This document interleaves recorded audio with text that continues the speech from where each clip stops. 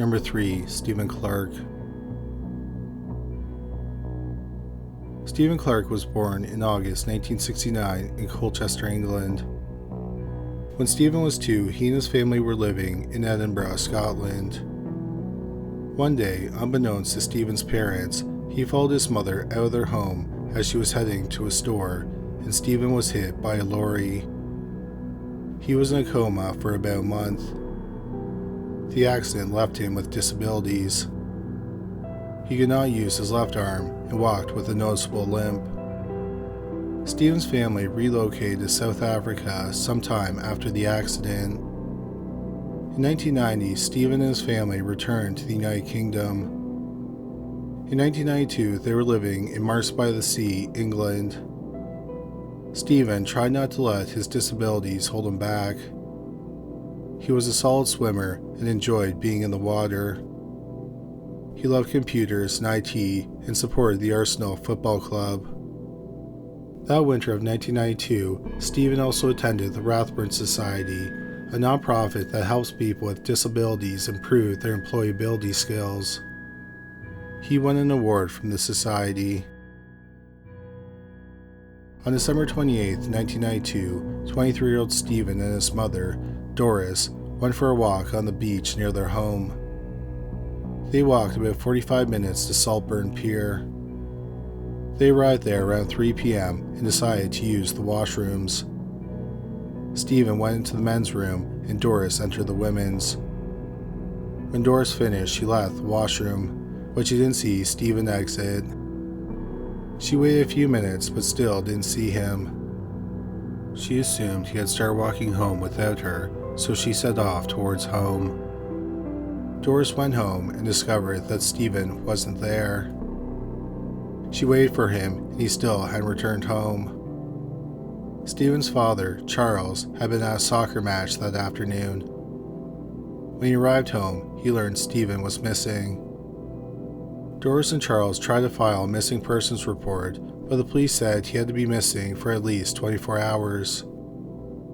His parents searched for him that night and the next morning, but no trace of Stephen Clark has ever been found. Doris was later asked why she didn't go check the bathroom or have someone go in and check to see if Stephen was still in there.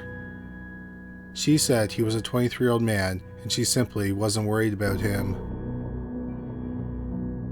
There have been several sightings of Stephen since he went missing. One occurred on January 14, 1993, about 2.5 weeks after he went missing. A family friend who lived near Saltburn Pier said that she saw him through her living room window. She said she saw him with a white man between the ages of 50 and 60 with a medium build, and he was balding with gray hair. However, the police are unsure about the credibility of the sighting. It would have been dark when the woman supposedly saw him. Also, he was a great distance away. The second sighting comes from an older man who knew him from the pub. He claimed he talked to Stephen 2 days after he went missing. But then years later, he said he didn't talk to him or see his face. He said he saw a man who walked similar to Stephen, and the closest he saw him was about 30 yards. Over nearly 3 decades, the police reviewed Stephen Clark's case and came to the same conclusion. It was a missing persons case. There was simply no evidence that Stephen was dead. But in 2020, about 27 years after Stephen went missing, the police determined it was a murder. Then September 2020, they did something shocking. They made an arrest in the murder. They arrested Stephen's parents, 83-year-old Charles and 80-year-old Doris. The police didn't think that Doris and Stephen went for a walk that day. It was just a story to distance Stephen from the crime scene, and they really had murdered him. The police searched their property. If anything of interest was found, the police did not make that public. The police had several reasons for suspecting his parents. One is that the police claimed they never verified Charles' alibi that he was at a soccer match. However, Charles maintains that they did verify that back in 1992. Another reason they suspected them was that, back in 1999, 7 years after Stephen disappeared, the police received an anonymous letter. Something in the letter made the police suspicious of Stephen and Doris. The police released a photo of the envelope and asked the writer to come forward. The writer did, and it turned out she had no connection to Stephen or his family. So the police no longer consider it a piece of evidence.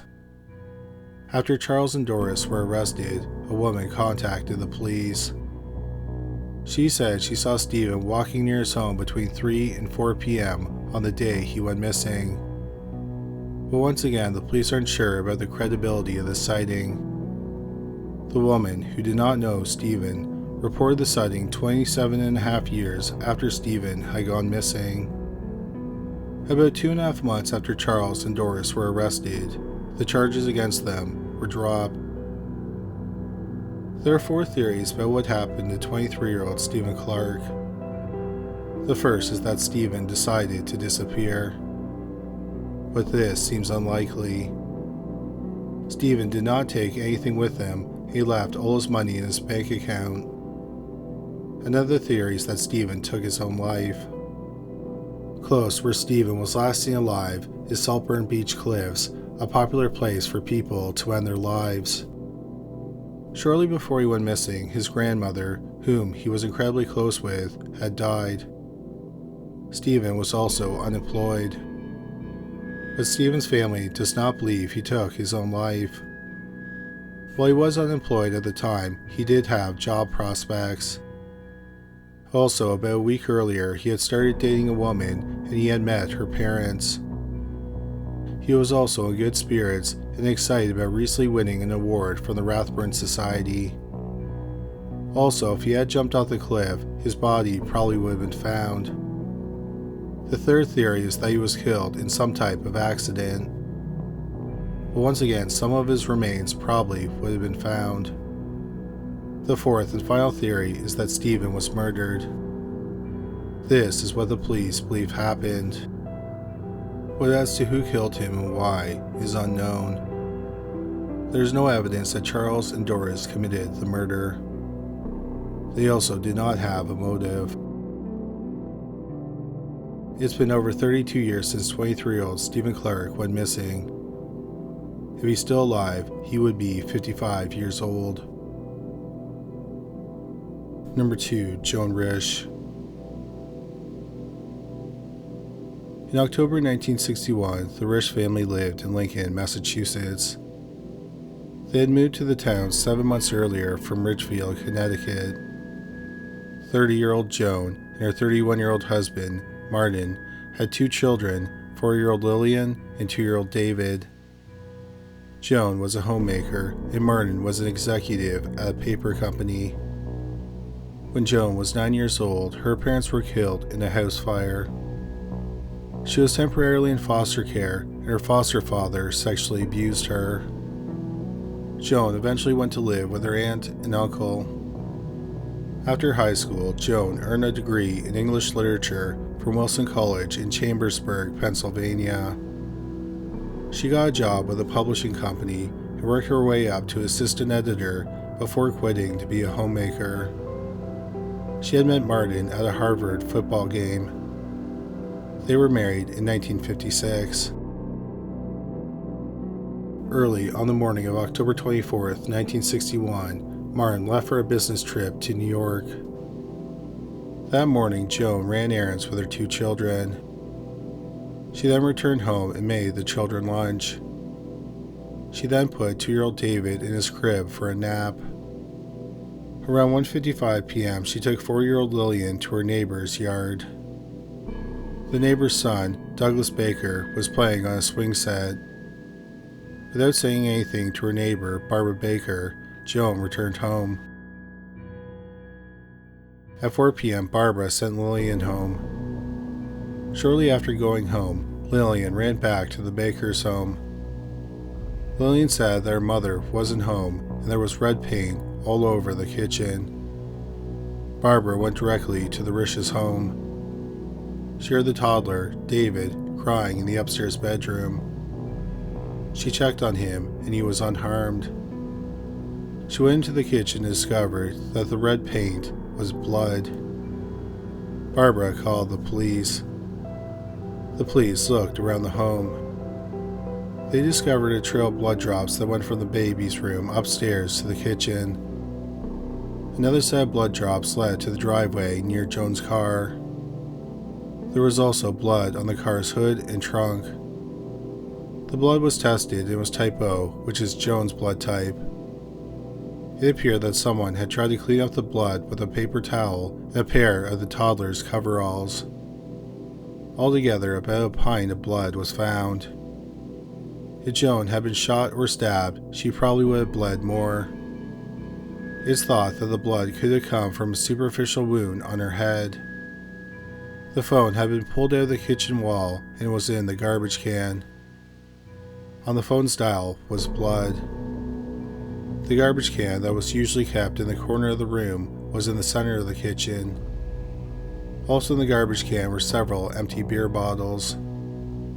The phone book was open on the kitchen table to the emergency phone numbers. One of the kitchen chairs was overturned. On the phone mount, the police found a bloody thumbprint. They also found 2 fingerprints and a partial palm print on the wall. It turned out that Joan's former public school had a set of her fingerprints on file. The police got a hold of the fingerprints and compared them to the prints in the kitchen. They were not a match. They also did not match Joan Rish. There were no signs of a forced entry or break-in. Martin said the only things missing were Joan's overcoat and her appointment book. The police questioned Martin, and he said they had a happy marriage. The police talked to the couple's friends, who all said the couple appeared happy. The police also confirmed that Martin was in New York when Joan went missing. They also didn't find any evidence that he had hired someone to kill his wife. The police talked to people in the neighborhood. One neighbor said that at 2:15 p.m., about 20 minutes after Joan dropped off Lillian at the baker's yard, she saw Joan in her driveway near her car. She moved in a hurry and she looked dazed. There was something red in her hand. However, she didn't appear to be distressed.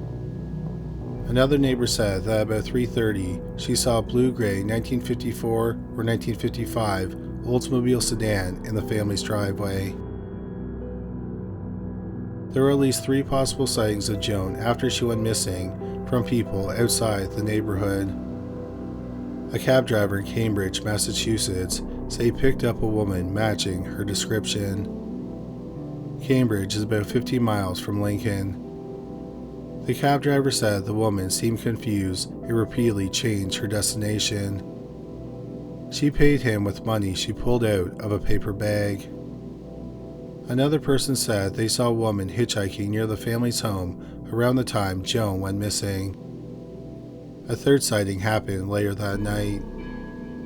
A driver saw a woman walking on Route 128 near the Cambridge Reservoir, about 5 miles from Joan's home. The highway was under construction. The woman looked disheveled and was holding something against her abdomen. There was blood running down the back of her legs. However, the police could never confirm if these were actual sightings of Joan. The police learned that Joan was an avid reader. That summer, she checked out 25 books about murder and unexplained disappearances from the library. This led to speculation that Joan planned her disappearance. She possibly regretted giving up her career to become a wife and mother and wanted to start a new life. She used the books to plan her own disappearance. She then staged the home to make it look like there had been a violent kidnapping. However, the police never found evidence, such as her stashing money away, that proves she disappeared on purpose. Another theory is that Joan was kidnapped. There was obvious signs of a struggle in the kitchen. There was also the bloody thumbprint, the 2 fingerprints, and partial palm prints.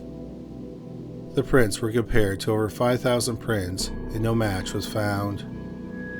There was also the neighbor who saw the car in the driveway around the time Joan went missing. The police also thought it was possible that Joan was being stalked. The Rish's next-door neighbor said that she heard her garage door open and close the night before Joan went missing. She checked and there was no one in the garage. She heard the garage door open and close again at 3 p.m., around the time when Joan went missing.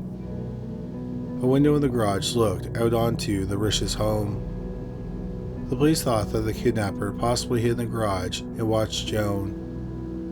He then attacked her when he knew she was alone. However, there are several problems with the theory that Joan was kidnapped. Notably, there are no signs of a forced entry or a break-in.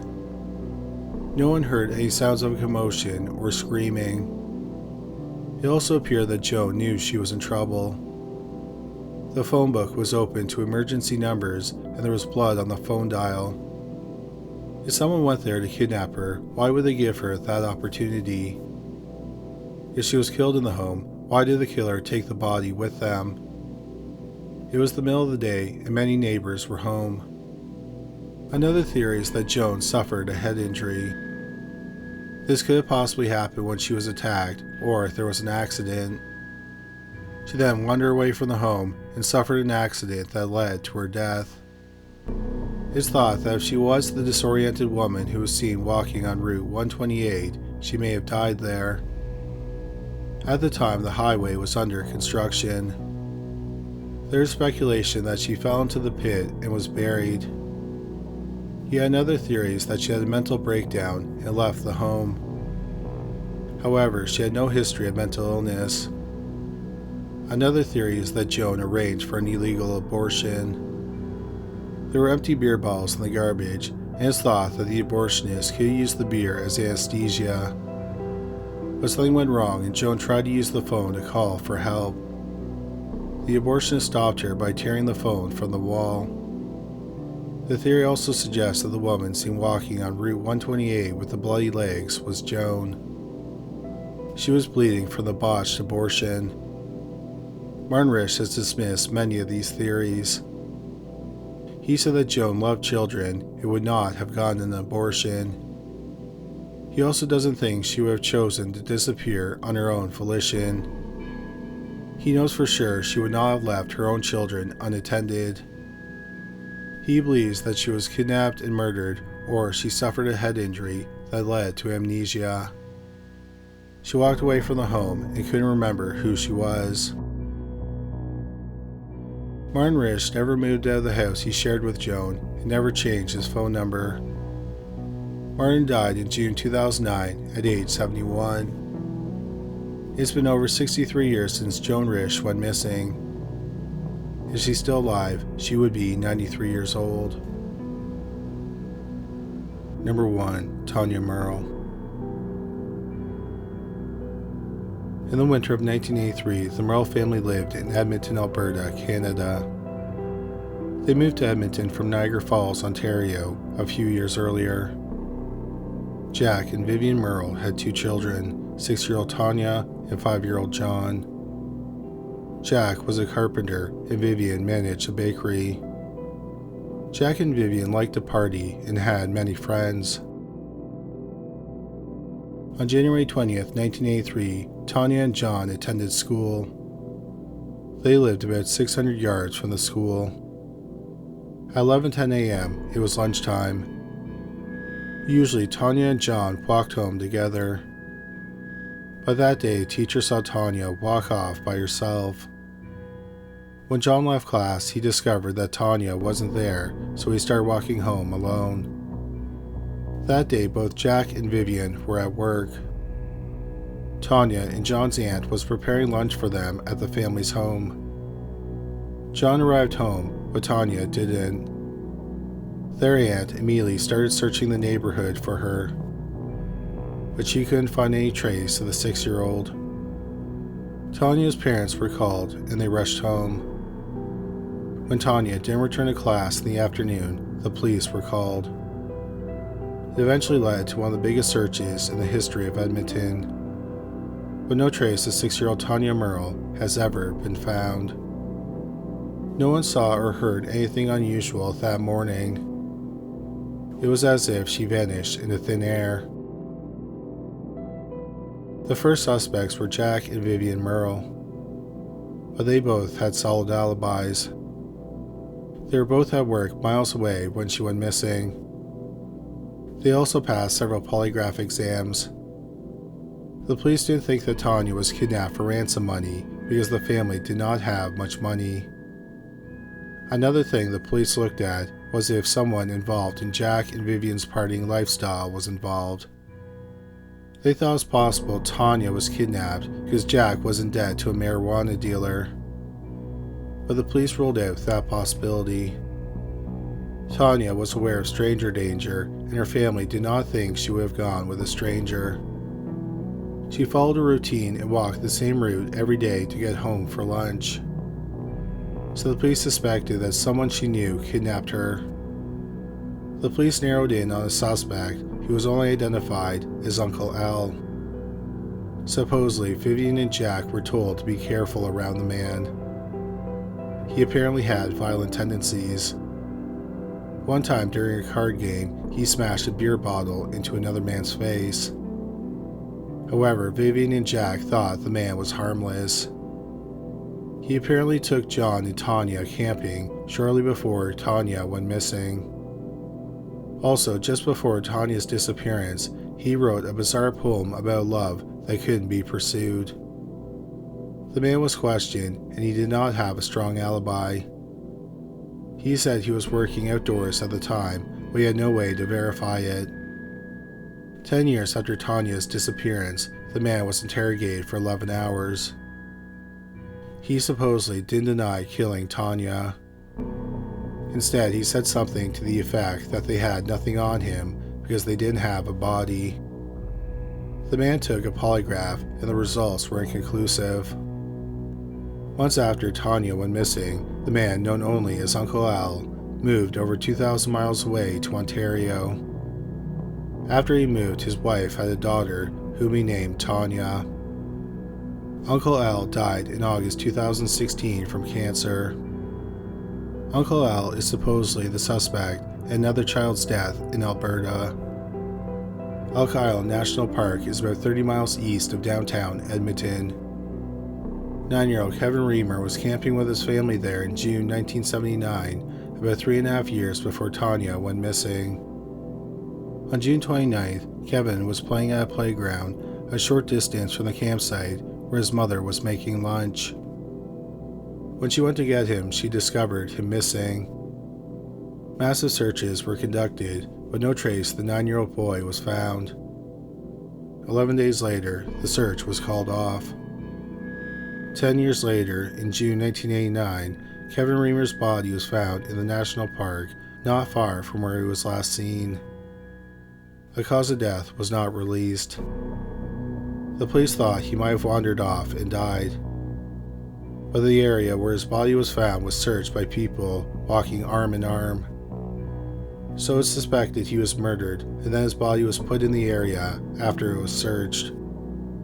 Supposedly, the man who called the police to report Kevin missing was Uncle Al. However, the police have never publicly identified the man as a suspect in Kevin's death. Unfortunately, Tania Murrell's disappearance devastated her family. 3 years after Tania went missing, Vivian and Jack had another daughter, Delizia. However, they drank heavily and did drugs to deal with their pain. They both contracted hepatitis C, and it led to lifelong health problems. Jack ended up losing one of his legs. The couple split up in the 1990s. Jack died in 2005, and Vivian died in 2011. John Murrell, who was 5 years old when his sister went missing, had a lot of problems. Not only did he lose his sister, but his parents were obsessed with her disappearance and did not pay much attention to him. They were very lenient with him, so he was rarely punished. In his 20s, he started hanging out with the wrong crowd. He started using and dealing cocaine. He was often in and out of prison. In 12 years, he racked up 30 convictions. In early 2012, he was driving drunk and a police officer tried to pull him over. He didn't stop and ended up hitting a police officer with his car. He broke the officer's shoulder. In January 2015, 37-year-old John was out of prison. He told a journalist with the Edmonton Sun that he was clean and he was trying to turn his life around. He was working for a flooring company. He was still hopeful that his sister's case would be solved. But tragically, weeks later, Joan Rish was found dead in his halfway house. The cause of death for the 37-year-old man was not released. Alicia, the only family member who is still alive but wasn't alive when Tania went missing, believes that Tania is still alive. In early 2013, she was living in Niagara Falls, Ontario, where she worked as a nurse. Every year, on the anniversary of her sister's disappearance, she takes her children to the falls. She throws a red rose into the falls in honor of her sister. She said she plans to do that every year until Tania comes home. If Tania Murrell is still alive today, she would be 48 years old. Thank you so much for watching today's video. We just want to remind you we started a channel membership where half the funds will go to solve a cold case. For more information, click on the video that's on the screen now. Well, that's all for today. Thanks again for watching.